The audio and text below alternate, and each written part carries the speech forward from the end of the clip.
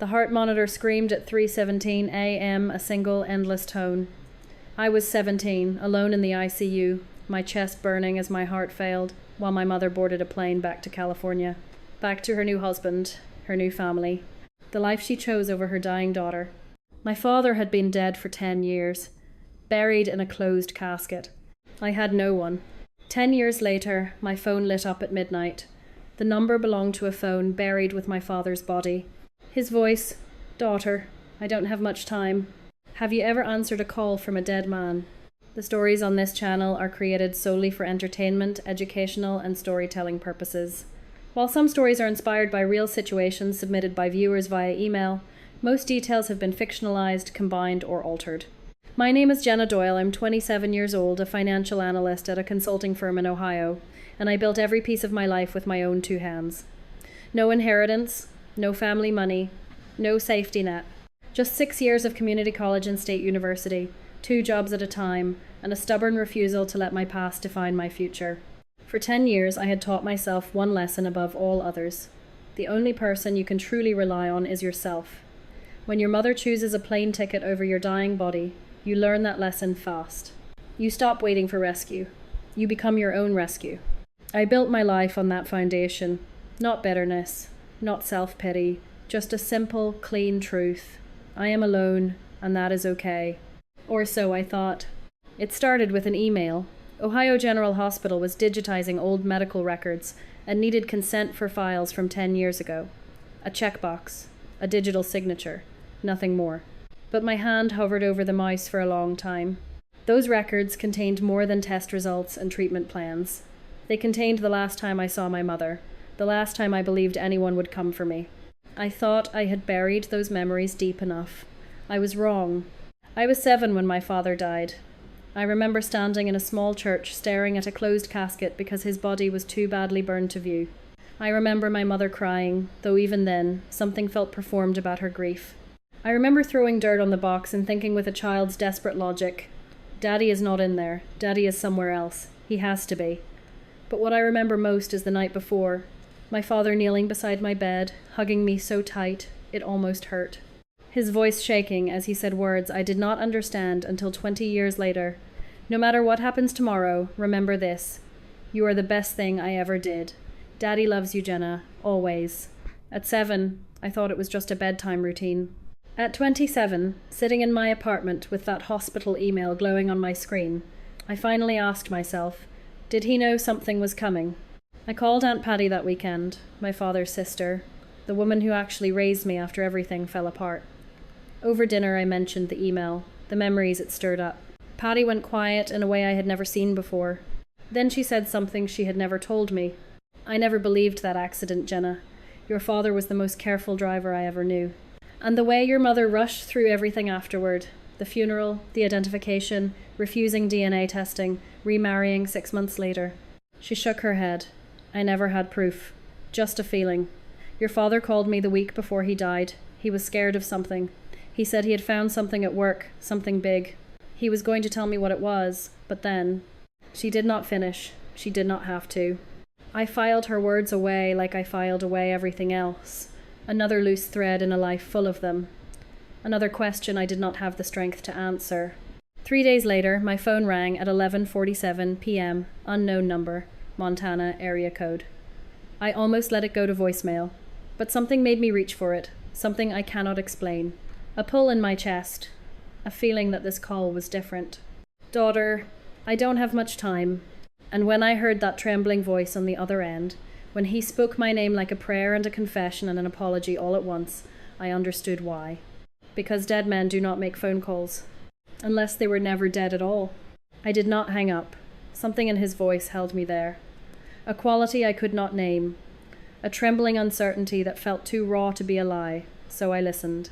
The man on the other end of the line told me his name was Marcus Webb. He lived in a small town in Montana, worked as a handyman, kept to himself. 20 years ago, he woke up in a hospital with no memory, no name, no past, no idea how he got there or who he was. Doctors told him he had severe head trauma, probably from a car accident. He was found on the side of a road during a snowstorm, half frozen, barely alive. No identification, no wallet, nothing. For 2 decades, he rebuilt his life from nothing. He got a job, found a place to live, existed. But 3 years ago, doctors found a tumor in his brain, and as it grew, strange things started happening. Dreams, vivid, recurring dreams about a little girl with brown hair. A child's voice calling Daddy. A woman's face, but twisted somehow, wrong in a way he could not explain. A feeling of danger, of betrayal, of something important he needed to do but could not remember. Then the names started coming. Fragments at first. Jenna, then Doyle. Then one morning, he woke up having written a full name on a notepad he did not remember touching. Jenna Doyle, he searched online. Found news articles about a fraud investigation at a company called Pinnacle Health Insurance. Found a mention of the late Thomas Doyle, whose daughter Jenna. Found my LinkedIn profile. He tried to message me there, but I never saw it. Finally, he asked a social worker to help him find my phone number through public records. His voice cracked when he said the next part. I do not know if I am really your father. I do not remember being Thomas Doyle, but I feel like you are someone I lost, someone important. I had to find you before it was too late. I asked him what he meant by too late. He was quiet for a moment. Then he said the word that changed everything. The tumor. 6 months, maybe less. I am dying, Jenna. I just needed to try. I did not sleep that night. I sat at my kitchen table with a notepad and wrote down everything he told me. Then I started making calls. Aunt Patty knew someone who knew someone at the county archives. Within 3 days, I had the original police report from my father's accident. 20 years old. Yellowed paper, faded ink. The report was straightforward. Single vehicle accident. Snowy night. Car left the road, rolled into a ravine, caught fire. 1 fatality. Body burned beyond recognition. Identified by vehicle registration and a wedding ring found at the scene. Case closed. I read it twice. Standard accident report. Nothing unusual. Then I reached paragraph 7. 1 sentence, almost a footnote, buried in procedural language. An unidentified male was found approximately 20 meters from the vehicle, unconscious, severe head trauma, no identification. Subject transported to street. Mary's Hospital in Jefferson County as John Doe. Status unknown. I read it again. And again. Jefferson County. That was a different county from where the accident happened. A different hospital system entirely. An unidentified man. Found at the scene of my father's accident. Transported to a completely different hospital. And nobody ever followed up. The case was closed in 72 hours. 1 body in the car. 1 name on the registration. 1 grieving widow who identified the wedding ring. But there were 2 men at that scene. 2, and only 1 was accounted for. I called Aunt Patty that night. Did the police ever mention another person at the accident, I asked. Another man found nearby. She was quiet for a long time. Then she said no, never. Not once in 20 years. The next morning, I requested my own medical records from the hospital, where I nearly died at 17. Under patient rights laws, I was entitled to any correspondence that included me as the subject. The hospital sent a file. Inside were emails. Most were routine, scheduling, insurance approvals, treatment updates. But 1 email stopped my heart. It was dated 3 days before my mother arrived at the hospital. 3 days before she flew in from California and stood at my bedside and told me she had decided on the cheaper treatment option. The email was from Margaret Caldwell to Richard Caldwell, her husband, my stepfather, the man she left my father for. It read, I have already made my decision. I am not paying for the expensive treatment. The cheaper one will have to do. Honestly, I do not even know why I am going. Patty can handle it. Jenna has always been more her daughter than mine anyway. I will be home by Friday. I read it 3 times. My hands were shaking so badly I could barely hold the paper. She decided to abandon me 3 days before she even saw me. 3 days before she knew how sick I really was. It was not a reaction to stress. It was not a difficult decision made in the heat of the moment. It was planned, calculated.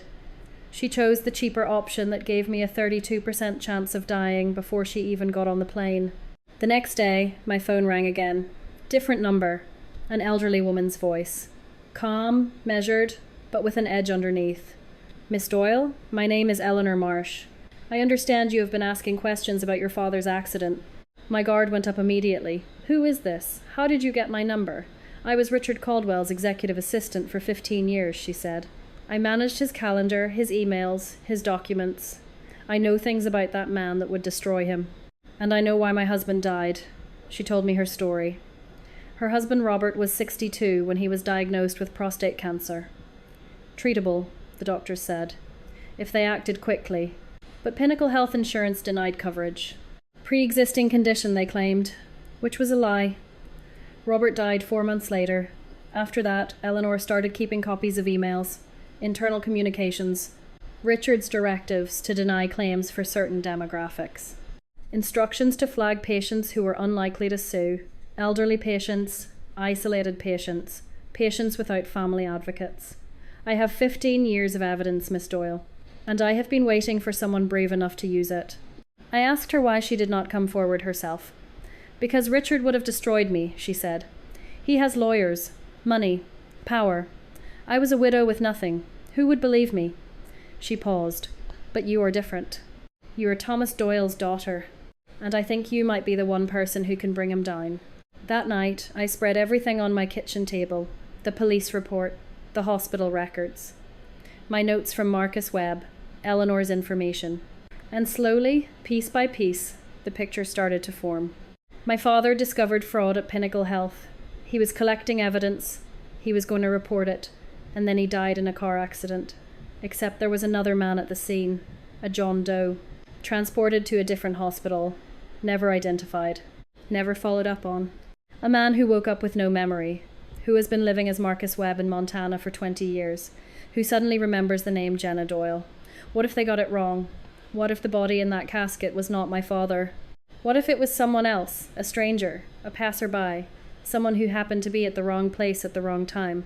What if my father has been alive all this time, not knowing who he was, not knowing I existed? And what if the man who married my mother, the man who built his empire on dead patients and denied claims, what if he was the one who made sure my father could never tell anyone what he knew? I flew to Montana 3 days later. I packed a small bag, took time off work, and told Aunt Patty where I was going. She wanted to come with me, but I needed to do this alone. I needed to look into this man's face and see for myself whether 20 years of grief had been built on a lie. The town was small, the kind of place where everyone knows everyone, and strangers stand out. Marcus Webb lived in a modest apartment above a hardware store on Main Street. I stood outside for 10 minutes before I found the courage to climb the stairs. When he opened the door, my breath caught in my throat. He was older than the photographs Aunt Patty had given me. Of course he was. 20 years older. Grey hair where there had been brown. A weathered face lined by time and illness, and a life lived without memory. He was thin, fragile in a way that made my chest ache. But his eyes, the shape of his jaw. A small scar on his chin that Aunt Patty once told me came from a fall when he was a boy. I knew. Before any test, before any proof, I knew. I showed him a photograph I had brought. Thomas Doyle, age 35, holding a 7-year-old girl on his shoulders, both of them laughing. Me. That little girl was me. Marcus stared at it for a long time. His hands trembled. "That is me," he whispered. "Is it not?" I could not speak. I just nodded. I swabbed his cheek with a DNA kit I had ordered online. Sent the sample to a lab that promised results in 72 hours. 3 days of waiting, 3 days of hoping and dreading, in equal measure. When the email arrived, I was sitting in a diner in town, drinking coffee I did not taste. I opened it with shaking hands. Probability of paternity, 99.9%. Marcus Webb was Thomas Doyle. My father was alive. The next question was obvious. If my father survived the accident, then who was buried in his grave? I hired a private investigator who specialised in cold cases. He searched missing persons records, shelter logs, homeless databases from 2005. Within a week, he found a pattern. Christopher Hayes, age 50, was a regular at Street Vincent's shelter in the county where the accident occurred. He had no family, no permanent address, no one who would miss him. He signed the shelter log on the 13th of December 2005. He never signed again. The investigator pieced together what must have happened that night.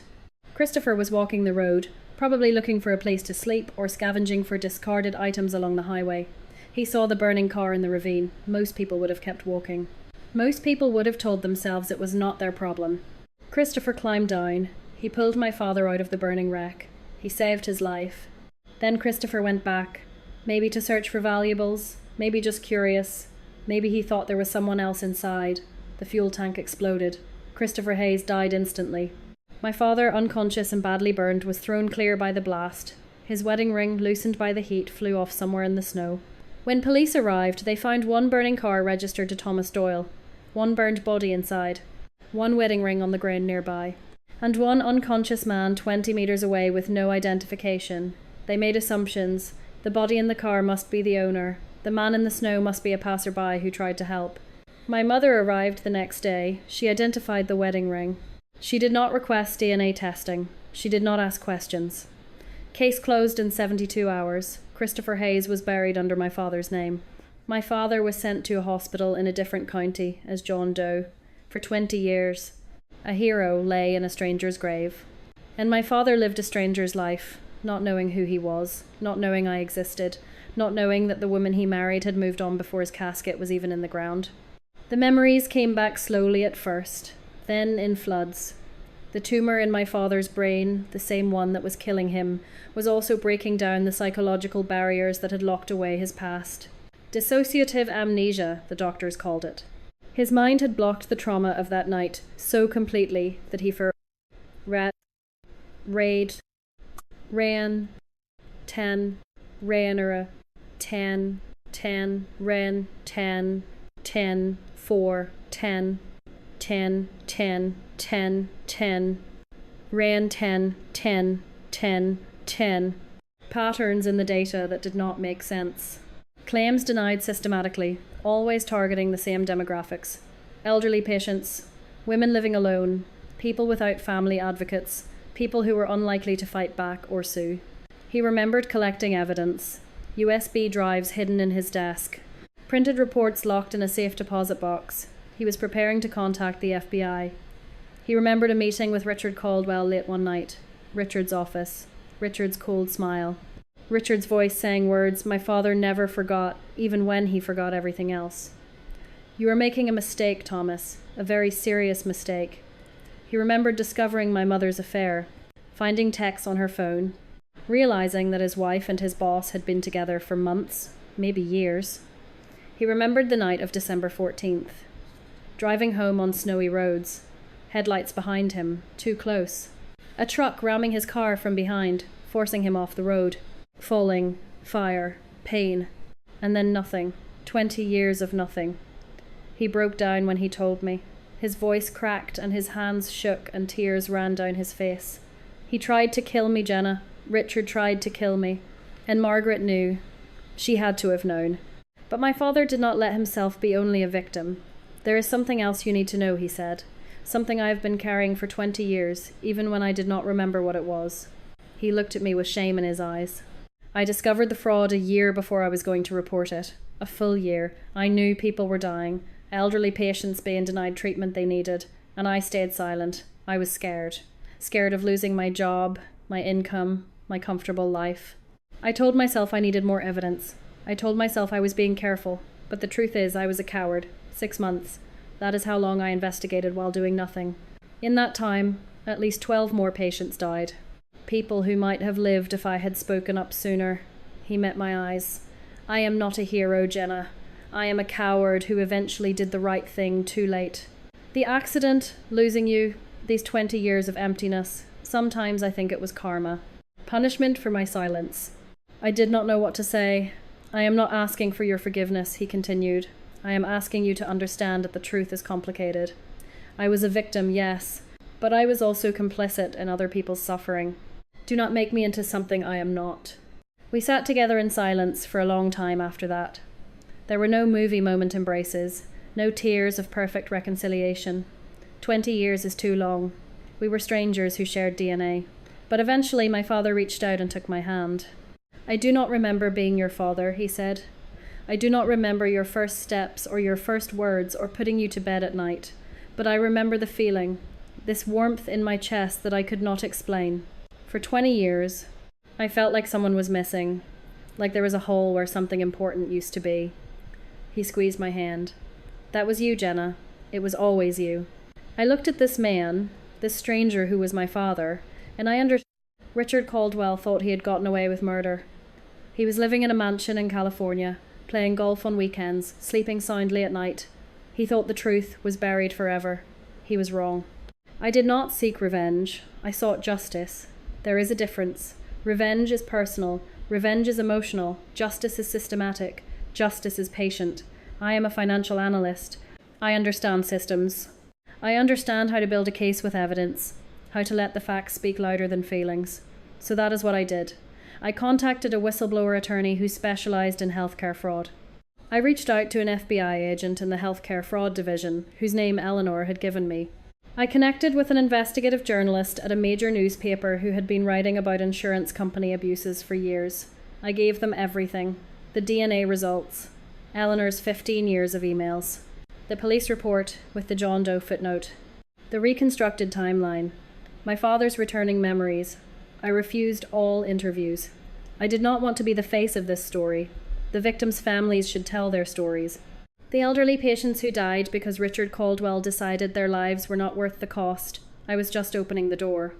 But Richard Caldwell had expensive lawyers, and they had a strategy.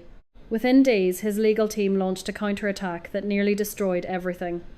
Thomas Doyle has been legally dead for 20 years. They argued in press statements and legal filings. He suffered severe brain trauma and cannot remember his own name. His so-called memories are unreliable at best, fabricated at worst. This is a case of a mentally unstable man being manipulated by a daughter seeking inheritance and attention. The FBI agent called me with bad news. We have a problem, she said. Without corroborating evidence beyond your father's testimony, the case is weak. His dissociative amnesia makes him vulnerable on cross-examination. Any halfway decent defense attorney will tear him apart on the stand. We need more. Then the worst happened. I got a call from Montana. My father had collapsed at home, seizure. The tumor was growing faster than expected. Emergency surgery. He might not survive the week. I flew back to Montana and sat beside his hospital bed, watching machines breathe for him, watching monitors track his fading heartbeat. He looked so fragile, so small. This man I had just found after 20 years of thinking he was dead. I held his hand the way Aunt Patty once held mine. All those years ago when I was 17 and dying and alone. I had just found him, I thought. After 20 years I finally found him, and now I might lose him again. The fluorescent lights hummed above me. The sterile smell of disinfectant filled my nose. The same loneliness I felt at 17 came flooding back, history repeating itself in the cruelest possible way. At 3 a.m, I sat alone in the hospital hallway and called Eleanor. I do not know if I can do this, I told her. They are going to destroy my father on the stand, if he even survives. His memories are fragmented. The lawyers will say he is delusional. Richard is going to win. He is going to get away with everything. Eleanor's voice was calm, firm. Then we do not rely on your father's memory, she said. We find someone else who was there, someone who can corroborate. Who? I asked. The truck driver, she said. The one Richard hired to run your father off the road. I have been tracking him for years. His name is Harold Bennett. He is 73 years old, and he is dying of lung cancer in a hospice in Pennsylvania. He does not have long. How do you know he was involved? I asked. Because 15 years ago I overheard Richard on the phone, she said. He was nervous. More nervous than I had ever seen him. He said, Bennett better keep his mouth shut, or I will make sure he joins Doyle. I wrote it down. I never forgot. I flew to Pennsylvania with the FBI agent. Harold Bennett was 73, skeletal, breathing through an oxygen tank. He had days left, maybe hours. When we explained why we were there, he started to cry.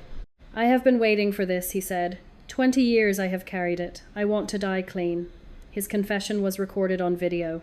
A man paid me $50,000 to run a car off Route 47 on the night of the 14th of December 2005.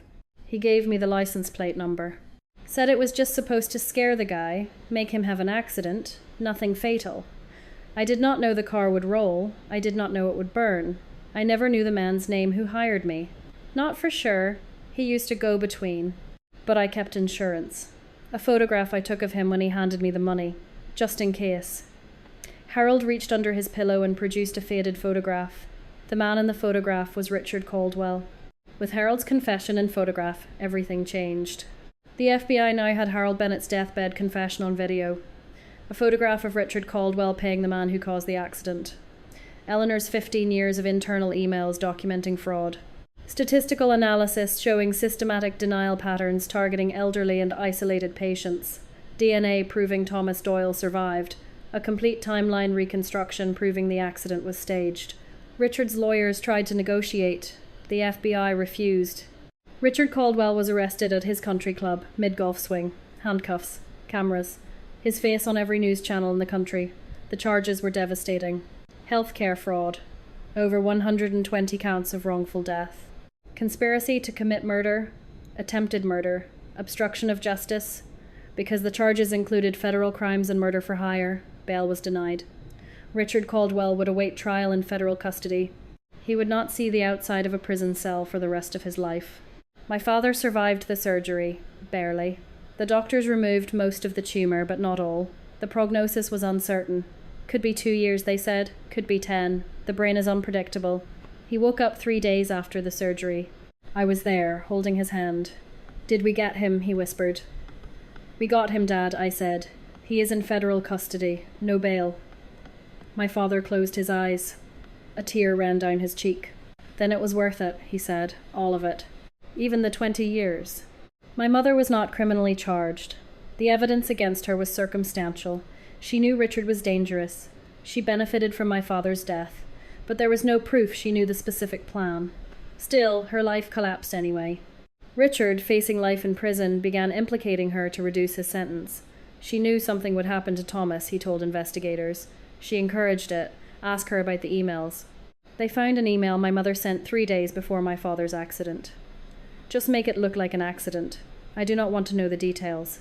It was not enough for criminal charges. Too vague. Too deniable. But it was enough for everyone to know. Richard's adult children publicly disowned both of them. Assets were frozen. The California mansion was seized. Friends disappeared. My mother was forced into a small apartment, working retail at 52. She tried to contact me once. A letter. I know you hate me, she wrote. I deserve it. But I want you to understand. I was scared. Richard was powerful. I did not have choices. I did what I had to do to survive. Maybe someday you will understand. I wrote back one sentence. You had a choice. You made it. So did I. I did not send it. I burned it instead. People always say you need to forgive to move on. That holding on to anger is like drinking poison and expecting the other person to die. I used to believe that. I spent years trying to forgive my mother. Not for her sake, but for mine. But here is what I have learned. Forgiveness is not a requirement for healing. I do not forgive my mother. I do not think I ever will. She knew something was going to happen to my father, and she let it. She married the man who tried to kill him. She looked at me, her own daughter, dying in a hospital bed, and chose to walk away. That is not something I can forgive. And I have stopped trying, but I do not hate her either. Hatred would mean she still has power over me. It would mean I am still the 17-year-old girl crying in an empty hospital room, wondering why her mother did not love her enough to stay. I am not that girl anymore. I do not forgive my mother, but I have stopped letting her define me. That is not forgiveness. It is something better. It is freedom. Justice was served. The bad guys lost. The truth came out. But here is what nobody tells you about justice. It does not erase 20 years. It does not give back the childhood I lost. It does not make my father remember pushing me on the swings. Justice is not healing. Justice is just the end of the lie. Now comes the hard part, figuring out what comes next. The trial lasted 4 months. 4 months of testimony, evidence, and the slow unravelling of a man who thought he was untouchable. Richard Caldwell was convicted on all counts. 124 counts of healthcare fraud, resulting in death. 1 count of conspiracy to commit murder. 1 count of attempted murder. Multiple counts of obstruction of justice. The sentence was life in federal prison without possibility of parole. At 57 years old, Richard Caldwell will die behind bars. The judge's words made national news. Mr. Caldwell, you systematically exploited the most vulnerable members of our society, the elderly, the sick, those without advocates. You treated human lives as line items on a balance sheet. You attempted to murder a man who tried to expose your crimes. May God have mercy on your soul, because this court will not. 127 families received settlements from Pinnacle Health Insurance's bankruptcy. Eleanor Marsh testified at the trial. She was 72 years old, and she had waited 15 years for that moment. Her voice never wavered. My husband did not die in vain, she told reporters afterward. None of them did. My mother was never criminally charged. The evidence against her was circumstantial. That email she sent, "Just make it look like an accident," was damning but not conclusive. Too vague for prosecution. But punishment comes in many forms. She lives alone now in a studio apartment in a city where she knows no one. Works part-time at a department store. Has no friends, no family, no one who calls. Richard's adult children blame her as much as they blame him. They refuse all contact. The California mansion was seized. The bank accounts were frozen. The life she built on my father's supposed grave crumbled to dust. She tried to reach me twice more. Different phone numbers. Another letter. Once she showed up at my workplace. I had security escort her out. After that, she stopped trying. I do not know if she finally understood or just gave up. I do not care anymore. Some bridges, once burned, cannot be rebuilt. And some should not be. A court order officially voided my father's death certificate. For the first time in 20 years, Thomas Doyle exists in the eyes of the law. He has a driver's license, a social security number, a name. His tumor surgery was partially successful. Doctors removed 80% of it. The remaining 20% is inoperable but slow growing. Could be 5 years, could be 15. More time than I expected, he told me. More than I deserve. He moved to Ohio. A small apartment 20 minutes from mine. We have dinner every Sunday now, sometimes with Aunt Patty, sometimes just the two of us. We are learning to be father and daughter again. Not the father and daughter we might have been. That is gone forever. But something new. Something built from what remains. One Sunday, over pasta, he asked me a question. Do you ever wish things had been different? That I had been there for everything? I thought about it before answering. Of course, I said. I wish you had been there for my first day of high school. Graduation, my first job. All of it. He looked down at his plate. His eyes were wet. But, I continued, the person I am today, independent, strong, able to stand on my own, I became that person because I had to. Because no one was coming to save me. Because I learned to save myself. That sounds lonely, he said. It was, I admitted, but it also made me who I am, and I like who I am. He reached across the table and took my hand. I like who you are too, he said. I just wish I could take credit for it. I laughed. Really laughed. For the first time in months. You can take credit for the stubbornness, I told him. Aunt Patty always said I got that from you. We finished dinner. Watched an old movie. He fell asleep on my couch, snoring softly. I covered him with a blanket and thought about what family really means, not the people who share your blood. Not the people who were supposed to love you but did not. Family is the people who show up, the people who stay, the people who choose you. I arranged to have Thomas Doyle's grave exhumed. DNA testing confirmed the body was not my father. Dental records from a free clinic for homeless patients provided a match. Christopher Hayes. 50 years old when he died. No family, no friends. No one who noticed when he disappeared. But now he has a name, and a proper burial. I paid for a new headstone in a small cemetery in Ohio.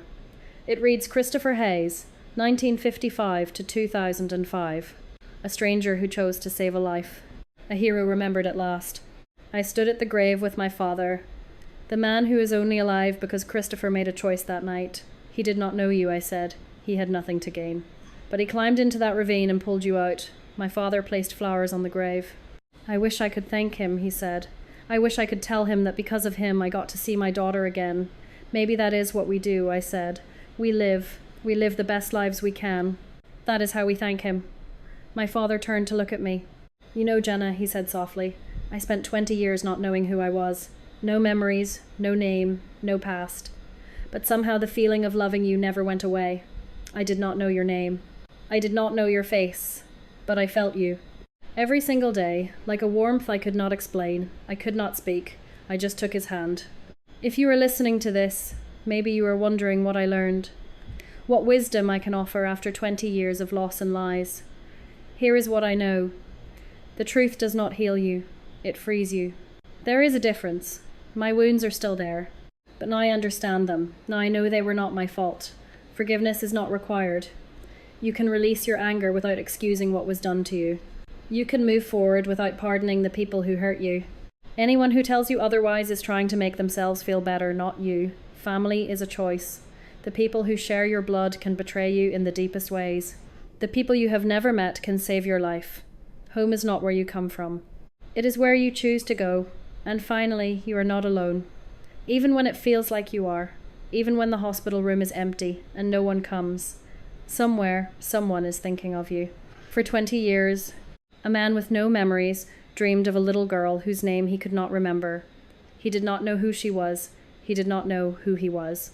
But he felt her every single day. That is what I want you to take from this. You are loved. Even when you cannot feel it, you are never as alone as you think. I was 7 when I lost my father. I am 27 now. My mother chose a monster over her own child. A homeless stranger chose to save a man he had never met.